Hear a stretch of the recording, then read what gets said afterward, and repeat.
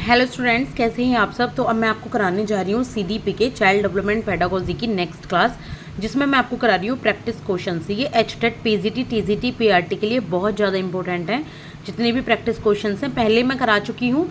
Playlist available है HTET common subject के नाम से, प्रैक्टिस क्वेश्चंस के नाम से 4 जुलाई 2025। आप एक बार प्लेलिस्ट फॉलो कर सकते हैं। बहुत ही सीक्वेंस वे में मैं आपको यहाँ प्रैक्टिस क्वेश्चन करा रही हूँ। जैसे पहले मैंने ग्रोथ एंड डेवलपमेंट से कराए थे, फिर अर्ली चाइल्डहुड से कराए थे, इन्फेंसी पीरियड से कराए थे, फिर अर्ली चाइल्डहुड से कराए थे, फिर चाइल्डहुड से और लेटर चाइल्डहुड से कराने के बाद हम अभी आगे इस तरीके से ही बढ़ते जा रहे हैं। ठीक है, नेक्स्ट। तो अगर आप देखेंगे प्लेलिस्ट तो आपको काफ़ी ज़्यादा फायदा होगा। कॉमन सब्जेक्ट के नाम से प्लेलिस्ट आपको मिल जाएगी। ठीक है, और अगर आप जो स्टूडेंट्स अगर अदर एग्जामिनेशन और दे रहे हैं तो वो भी यहाँ से तैयारी कर सकते हैं। चलिए स्टार्ट करें। आज से वही 15 से 20 क्वेश्चन के करीब हम करेंगे, जितने हमसे हो पाएंगे 10 से 15 मिनट में। विच of the following statement about concept is correct. इनमें से कौन सा स्टेटमेंट एक कॉन्सेप्ट के बारे में करेक्ट है। ठीक है, वो हम बताएंगे। लेकिन उससे पहले मैं एक बात कहना चाहती हूँ, यहाँ मेरा मकसद डायरेक्टली बुक से पढ़ाने का सिर्फ इतना ही है, ताकि कुछ स्टूडेंट्स ऐसे होते हैं जिनकी समय पर तैयारी नहीं हो पाती, या समय नहीं होता, या समझ भी नहीं पाते। तो बस थोड़ा आसान शब्दों में मैं क्वेश्चंस को समझाकर आपको बताती हूँ। थोड़ा बहुत उसके बारे में कुछ ऐड करना है, कुछ अनऐड करना है, तो वो बस मैं करती हूँ, ताकि आपको ना एग्ज़ाम पढ़ने में इजी हो और आपका समय भी बचे। यहाँ ये नहीं है कि मैं 50-50 मिनट की क्लास आपको दूंगी, 1-1 घंटे की दूँ, 4-4 घंटे की दूँ, मैराथन दूँ और फिर भी आपको पल्ले कुछ भी ना पड़े। तो ऐसा बिल्कुल भी नहीं है। आप 10 मिनट भी अगर मेरी इस पे हैं चैनल पे, तो 10 मिनट में ही आप 10 चीज़ें तो ज़रूर सीख कर जाएंगे और आपके काम आएंगी आएंगी। तो चलिए समझें, कॉन्सेप्ट के बारे में कौन सा स्टेटमेंट सही है, हमें ये बताना है। यहाँ सिर्फ कॉन्सेप्ट के बारे में बात कही है, ये भी साइकोलॉजी का ही एक टर्म ही है। Some concept are more powerful than others, all concepts are universal, concepts are differentiated on the basis of their attributes या नन ऑफ दीज। देखिए, कंसेप्ट के बारे में सबसे बड़ी बात ये होती है कि जितने भी कंसेप्ट्स होते हैं वो यूनिवर्सल होते हैं। यूनिवर्सल का क्या मतलब है कि सिर्फ आपके लिए ही नहीं है, वो सभी लोगों के लिए है। ठीक है, कोई भी किसी भी थ्योरी के बारे में कोई कंसेप्ट, कोई भी समझ, कोई भी चीज़ है, वो सभी के लिए एप्लीकेबल होती है। ऐसा नहीं है कि सिर्फ एक इंसान के लिए, पर्टिकुलर के लिए है। तो यहाँ पे क्या है, इसमें आंसर होगा नंबर बी। इसके बाद है which is the highest level of concept formation. Concept formation का सबसे हाईएस्ट लेवल कौन सा है, तो ये है फॉर्मल लेवल। कौन सा है, फॉर्मल लेवल सबसे हाईएस्ट लेवल है। फॉर्मल लेवल में एक फॉर्मल तरीके से ही कॉन्सेप्ट बनता है। इसके बाद इंटेलिजेंस के प्रॉब्लम सॉल्विंग के क्वेश्चन है, उसके बाद इंटेलिजेंस के क्वेश्चन स्टार्ट है। How many steps of problem solving has been given by Gates. जो गेट्स हैं, एक गेट्स रहे हैं साइकोलॉजिस्ट, तो उनके द्वारा प्रॉब्लम सॉल्विंग के कितने स्टेप बताए गए हैं। उन्होंने कितने स्टेप प्रॉब्लम सॉल्विंग के बताए हैं, तो उन्होंने 5 स्टेप बताए हैं प्रॉब्लम सॉल्विंग के। अभी आप 5 याद करें। अगर आप इसको डिटेल में पढ़ना चाहते हो तो एक बार गूगल कर लें, बहुत ही इजीली आपको इसका आंसर मिल जाएगा। Freeman considers intelligence as an ability. Freeman ने इंटेलिजेंस को एक एबिलिटी कहा है। कैसी एबिलिटी कहा है फ्रीमैन ने। फ्रीमैन कौन है, फ्रीमैन एक साइकोलॉजिस्ट है। तो इन्होंने इंटेलिजेंस को कहा है कि to adjust in an adverse situation. कोई भयंकर सिचुएशन है, कोई बुरी सिचुएशन है, कोई कठिन सिचुएशन है, उसमें एडजस्ट कर जाना इंटेलिजेंस होती है। उन्होंने नंबर बी पे कहा है to learn better and faster. ज़्यादा सीखना और अच्छे से सीखना इंटेलिजेंस होती है। उन्होंने ये भी कहा है कि टू मैनिपुलेट एब्स्ट्रैक्ट मटेरियल्स। जो अमूर्त मटेरियल्स हैं, अब अमूर्त एब्स्ट्रैक्ट कौन से, जिनको आप देख नहीं पाते, छू नहीं पाते, उनको आप महसूस करते हैं, तो उनको भी समझना। तो तीनों ही चीज़ इंटेलिजेंस में आती हैं। तो आंसर क्या हो जाएगा, ऑल ऑफ दिस। इसके बाद है next question, single factor theory of intelligence was given by.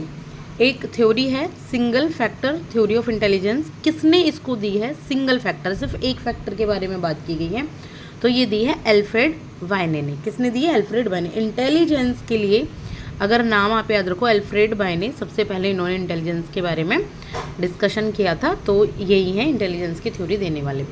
इसके बाद है next question, which of the following is not the characteristics of S factor according to Spearman. इनमें से कौन सा स्पेयरमैन के अकॉर्डिंग, स्पेयरमैन कौन है, साइकोलॉजिस्ट है भाई, कि स्पेयरमैन के अकॉर्डिंग एस फैक्टर नहीं है, उनकी थ्योरी में वो एस फैक्टर नहीं है। तो आप स्पेयरमैन की एस फैक्टर थ्योरी जरूर पढ़ लीजिए। इसका मतलब यही है, अगर आपकी तैयारी रह गई है तो थोड़ी सी थ्योरी पढ़ लीजिए। अभी मैं यहाँ सिर्फ और सिर्फ प्रैक्टिस क्वेश्चन करा रही हूँ, मैं यहाँ भी यहाँ थ्योरी की तैयारी नहीं करा रही हूँ। आगे मैं कोशिश करूँगी कि हैंड रिटन नोट्स में मैं सारी थ्योरीज आपको करवा सकूँ, जितना CDP मुझसे हो सकता है। आपको कहीं और जाना ही ना पड़े, एक प्लेटफॉर्म पर आपको सारी CDP की क्लास मिले। मैं आगे ये कोशिश ज़रूर करूँगी। तो ये एस फैक्टर जो थ्योरी है उसका जो करेक्टरिस्टिक्स नहीं है वो है कि individuals differ only in S factor of intelligence, कि जो इंडिविजुअल्स हैं वो अलग अलग होते हैं S factor theory of intelligence में, वहाँ पे इंडिविजुअल में डिफरेंस होता है, तो ये नहीं है, ठीक है, नॉट। बाकी ये एक एक्वायर्ड कैपेसिटी होती है इंडिविजुअल की, सिर्फ एक ट्रेड में स्पेशलाइजेशन पॉसिबल है और ये एक्टिविटी से एक्टिविटी वेरी करती है। तो देखिए काफ़ी कॉम्प्लेक्स है ये, मैं समझ सकती हूँ, काफ़ी हार्ड है, एक बार इसको पढ़ लीजिए। In multi factor theory range is related to, multi factor theory में रेंज का क्या मतलब है, रेंज से आप क्या समझते हैं, ठीक है, या किससे रिलेटेड है जो रेंज है, number of task that a person can do in A limited period of time, बिल्कुल यही है भाई। एक तरीके से मल्टी फैक्टर थ्योरी का क्या मतलब है, कहते हैं ना मल्टीटास्किंग, तो वही वाली चीज़ है कि एक पर्सन है एक ही पीरियड, मतलब एक लिमिटेड पीरियड ऑफ टाइम है, वो बहुत सारे काम कर सकता है।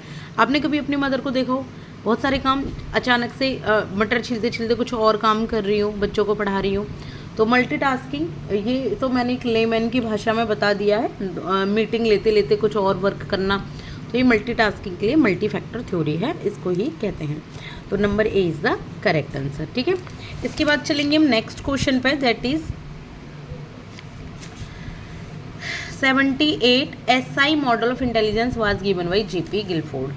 अब यहाँ देखिए सिर्फ इंटेलिजेंस की ही बातें चल रही हैं, उसी के ही थोड़े से क्वेश्चंस आएंगे, जब तक इंटेलिजेंस के सारे क्वेश्चंस खत्म नहीं हो जाते। तो आप इस बात की से बिल्कुल बेचिंतित रहिए कि आपका एक भी प्रैक्टिस क्वेश्चन रहेगा, बाकी फिर भी देखिए एचटेट कहाँ से क्वेश्चन बनाए, it's depend on them, but फिर भी बहुत कोशिश है कि इसमें आपको सारी चीज़ें मिल जाए। देखिए SI जो मॉडल है इंटेलिजेंस का, ये JP गिलफोर्ड ने दिया है। कब दिया था JP गिलफोर्ड ने, हमसे ये पूछा है। वैसे ईयर से रिलेटेड क्वेश्चंस कम ही पूछे जाते हैं, पर फिर भी जो क्वेश्चन बचे हैं उनकी भी तैयारी कर लें। तो JP गिलफोर्ड ने इंटेलिजेंस का जो SI मॉडल है वो 1967 में दिया था। कब दिया था? 1967 में। पेपर पेन लेकर बैठिए, सामने नोट्स बना लो। नोट्स क्या बनाने हैं? SI मॉडल ऑफ इंटेलिजेंस लिखो, सामने लिख दो JP गिलफोर्ड, उसके सामने लिख दो 1967, बहुत इजीली लर्न हो जाएगा आपको, ठीक है।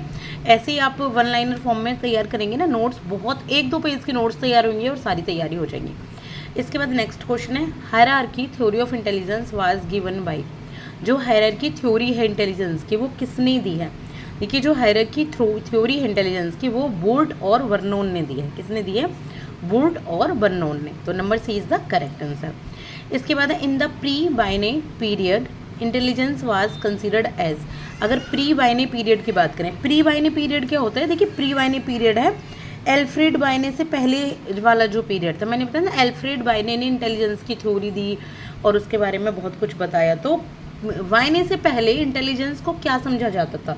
इंटेलिजेंस क्या था? तो बाइने से पहले इंटेलिजेंस को समझा जाता था कि एक sensory equity of the individual है, कि जो उसकी सेंसेस की समझ है, किसी भी इंसान के सेंसेस की समझ को ही इंटेलिजेंस कहते हैं ये। और बाद में तो देखिए कितनी कितनी थ्योरी आई है कि 8 टाइप्स की इंटेलिजेंस होती है, कि इतनी सिंगल फैक्टर थ्योरी है, SI है। भाई फिर तो इंटेलिजेंस की बाढ़ ही आ गई। आप थ्योरी ज़रूर पढ़िएगा अगर आप टीचिंग एस्पिरेंट है तो, देखिए क्योंकि ये बहुत इंपॉर्टेंट है। और आगे जब आप बच्चों को पढ़ाएंगे ना, अगर उनसे रिलेट करेंगे थ्योरी से, आपको पढ़ाना बहुत आसान लगेगा। आप हर एक इंडिविजुअल डिफरेंस समझ पाएंगे हर एक स्टूडेंट का। इसके बाद next, an age scale of intelligence was first developed by. एक जो इंटेलिजेंस का एज स्केल है, एज स्केल के बारे में, एज स्केल मतलब उम्र की जो स्केल निकाला जाता है, उम्र का मापन इंटेलिजेंस में, कितने उम्र में कितनी इंटेलिजेंस होनी चाहिए। तो किसने उसको क्या डेवलप किया? तो ये किया बाइने और साइमन ने। किसने किया? बाइने एंड साइमन, वो एल्फ्रेड बाइने एंड साइमन। इसके बाद है Binet Simon scale of intelligence measure. देखिए बाइने एंड साइमन से क्वेश्चन आते ही आता है, एल्फ्रेड बाइने से तो ज़रूर आता है क्योंकि इंटेलिजेंस उन्होंने दिया। देख लेना आप, कोई ना कोई एग्जाम में क्वेश्चन जरूर होगा, तो इसकी अच्छे से तैयारी कर लो। तो बाइने साइमन ने स्केल ऑफ इंटेलिजेंस, देखिए अभी क्वेश्चन पूछा है स्केल ऑफ इंटेलिजेंस के, अब यहाँ बात की गई है उसके बारे में, तो यहाँ से आप ऐसे करके तैयारी भी हो जाती है एग्जाम में अगर कुछ रह गया हो तो उन्होंने स्केल ऑफ इंटेलिजेंस के बारे में पूछा है क्वेश्चन में कि बाइने साइमन ने क्या मेजर किया है इंटेलिजेंस से, स्केल ऑफ इंटेलिजेंस से। General mental abilities not specific once.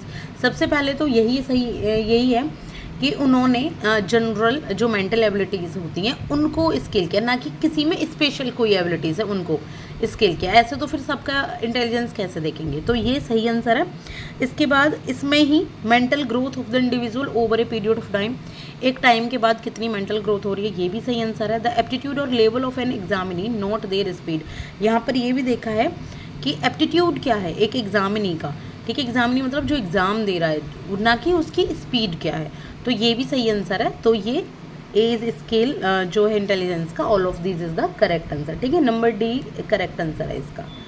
इसके बाद हम करेंगे next question, that is WAIS came into being in, जो WAIS है वो कब आया, फोर्स में कब आया है। अब WAIS क्या है, तो इसके बारे में ये आप एक बार पढ़ेंगे, ये इंटेलिजेंस से रिलेटेड ही थ्योरी है, एक बार आप इसके बारे में देखिएगा, गूगल कीजिएगा। तो ये 1955 में आया था, और इतने मुझे नहीं लगता कि एग्जाम में पूछा जाए, पर फिर भी चलो इंटेलिजेंस से रिलेटेड कर लेते हैं। इसके बाद है, ये है Wechsler developed and intelligence test for children in. Wechsler ने एक इंटेलिजेंस टेस्ट बनाया बच्चों के लिए, किसके लिए, बच्चों के लिए। कब बनाया है, ये बनाया है 1949 में। कब बनाया है, 1949 में। इसके बाद है Cattell's culture fair test of intelligence was develop in. Cattell भी एक वो रहे हैं यहाँ पे साइकोलॉजिस्ट, कैटल ने एक culture fair test of intelligence बनाया है। कौन सा, कल्चर फेयर टेस्ट, कल्चर से रिलेटेड कोई फेयर टेस्ट होगा इंटेलिजेंस का, तो उन्होंने कब बनाया है, ये बनाया है 1961 में। और देखिए ये तो आपको रट के याद हो सकते हैं, इनमें तो कुछ नहीं कर सकते। नेक्स्ट क्वेश्चन है, non verbal test of intelligence is suitable for. एक non verbal test of intelligence है, यानी कि जिसमें बोलने की ज़रूरत ना रहे, आवाज़ की ज़रूरत ना रहे, तो किसके लिए वो ज़रूरी बताइए। Illiterate, backward children, deaf and डम, या सभी के लिए। आंसर बहुत ईजी है, वैसे तो आपको लगेगा डीफ एंड डम के लिए क्योंकि बोलने का नहीं है, लेकिन ये इलिटरेट्स, बैकवर्ड सबके लिए ही है, तो all of these is the correct answer. इसके बाद intelligence testing is useful for knowing. Intelligence testing क्यों होता है ज़रूरी, क्या जानकारी लेते हैं इंटेलिजेंस टेस्ट के द्वारा, तो इसमें इंडिविजुअल डिफरेंस के बारे में भी लेते हैं, मेंटल रिटार्डेशन तो नहीं है, एजुकेशनल बैकवर्डनेस के भी ले लेते हैं, तो all of this is the correct answer. क्योंकि देखिए इंडिविजुअल डिफरेंस तो पता लगेगा ही कि किसी में कितनी इंटेलिजेंस है, आंसर तो यही लग रहा है, नंबर ए पर ही जाते हैं आप अगर आपको, लेकिन यहाँ जो आंसर कीज है और मैं अगर डिस्कस करूँ तो सच में ये पूरा मेंटल रिटार्डेशन भी तो पता लगेगी ना, कोई कितना इंटेलिजेंस है, कहाँ दिक्कत आ रही है, एजुकेशन में पीछे क्यों है कोई, ठीक है, क्या कारण है, तो वो भी पता लगेगा इंटेलिजेंस टेस्ट के द्वारा। इसके बाद हम करने वाले हैं next question, scores on intelligence test can not be fully relied on because. जो इंटेलिजेंस टेस्ट के स्कोर पर बिल्कुल भी पूरा रिलाई नहीं कर सकते, पूरा उसी पे निर्भर नहीं रह सकते कि जो इंटेलिजेंस टेस्ट का स्कोर आया है उसके अकॉर्डिंग ही हो जाएगा पूरा आदमी, उसके अकॉर्डिंग ये सब कुछ, ऐसा नहीं होता। क्यों नहीं होता, क्योंकि देखिए fatigue level can influence the performance. कभी कभी क्या होता है कि चाहे इंटेलिजेंट हो कितना भी कोई भी, लेकिन फैटिग लेवल, जो चिंता होती है, अवसाद होता है, जो कोई इसी बात पे कुछ सोच लेते हैं लोग, तो उससे परफॉर्मेंस पर असर पड़ता है। बिल्कुल इंटेलिजेंट से इंटेलिजेंट इंसान भी सैड होता है, परेशान होता है, तो हो सकता है। Cultural factors can influence the score. कभी कभी हमारे जो कल्चरल फैक्टर होते हैं, हमारे जो घर में कोई कल्चर में, हमारे जो एनवायरनमेंट है, उससे भी स्कोर पे फ़र्क पड़ता है। कभी कभी जैसे मान लो फेस्टिवल ही है कोई, और कोई किसी चीज़ की अच्छे से तैयारी नहीं कर पाए, इंटेलिजेंस टेस्ट लिया गया, तो कल्चर है ना जिसने उसको रोका तैयारी करने के लिए। इसके बाद they generally do not reveal all the mental abilities of a person.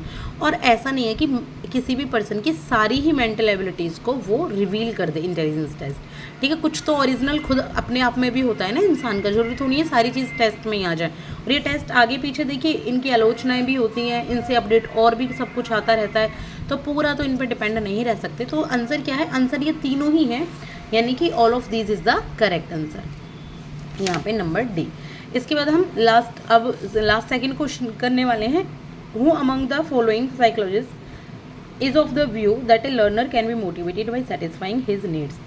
इनमें से कौन सा साइकोलॉजिस्ट एक व्यू बताता है, एक विचार बताता है कि जो लर्नर है ना वो अपनी नीड्स को सेटिस्फाई करके मोटिवेट होता है। मतलब किसी लर्नर को किसी चीज़ की ज़रूरत है और उसने वो ज़रूरत पूरी कर ली, इससे वो मोटिवेट हुआ आगे कुछ और अच्छा करने के लिए। तो ये किसने बोला है, ये हेनरी मुर्रे ने भी बोला है, ये अब्राहम मैस्लो ने भी बोला है, इन्होंने तो नीड हायरार्की थ्योरी दी ही है, तो दोनों ने ही बोला है। आंसर है बोथ ऑफ दीज, दोनों ने ही बताया है इसके बारे में, number C is the correct answer. इसके बाद लास्ट क्वेश्चन करेंगे हम, बाकी के क्वेश्चन हम फिर से नेक्स्ट क्लास में करेंगे क्योंकि बहुत लंबी क्लास हो जाएगी। और अभी भी मैंने आपको देखिए काफ़ी सारे क्वेश्चन करा दिए हैं, आई थिंक मैंने आपको यहाँ पे 14-15 के राउंड क्वेश्चन करा दिए हैं। Permanent change in behaviour brought about by experience और ट्रेनिंग इज कॉल्ड। अगर किसी भी इंसान के बिहेवियर में परमानेंट चेंज आता है एक्सपीरियंस से, ट्रेनिंग से, उसको क्या कहते हैं? अब नेक्स्ट स्टार्ट हो गया भैया आपका, क्या हो गया नेक्स्ट स्टार्ट, उसको कहते हैं लर्निंग। ठीक है, लर्निंग। अब मोटिवेशन के बारे में पढ़ेंगे। अभी तक हमने इंटेलिजेंस पढ़ा, अब हम मोटिवेशन के बारे में नेक्स्ट क्लास में सारे ही क्वेश्चन करने वाले हैं। So thank you so much, like and subscribe, keep watching, best of luck for your upcoming exams, stay connected, thank you.